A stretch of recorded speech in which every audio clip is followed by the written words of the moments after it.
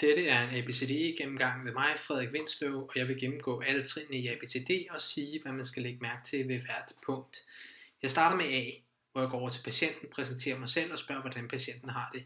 Derved kan jeg få et overblik over, om patienten har fri luftveje, og eventuelt om der er nogle problemer med vejrtrækningen. Hvis jeg ikke finder nogle problemer med luftvejene, sætter jeg ild på og tjekker, om nakken er stabil. Jeg går videre til B, hvor jeg undersøger vejrtrækningen. Jeg ser, lytter og føler, om der er noget besvær af vejrtrækning, noget central cyanose, om jeg kan høre nogle væsende vejrtrækning, nogle strider eller noget forlænget ekspir. Jeg mærker, om der er egale vejrtrækning, og om der eventuelt kunne være noget subkutant emfysem. Så går jeg videre til at tælle respirationsfrekvensen, tage peak flow. Jeg tager også en saturation, jeg stetoskoperer lungerne, perkuterer lungerne. Jeg tager en arteriel blodgas, og jeg overvejer røntgen af thorax. Så går jeg videre til C, hvor man vurderer huden, hvilken farve, temperatur og fugtighed har den.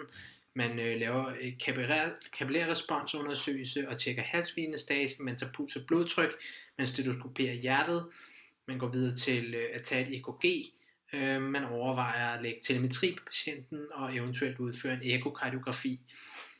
Man lægger venflon i begge albuer og lægger 1 liter natriumklorid op, typisk.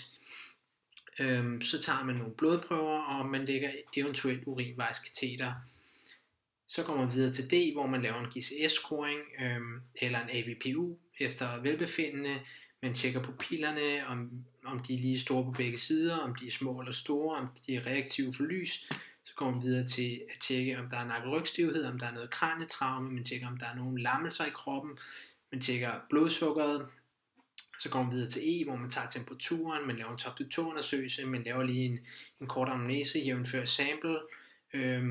I top-to-toe-undersøgelsen skal man også huske at tjekke ryggen, og under sample er det vigtigt at have medicinlisten med, så man eventuelt kan give antidoter, hvis det er nødvendigt.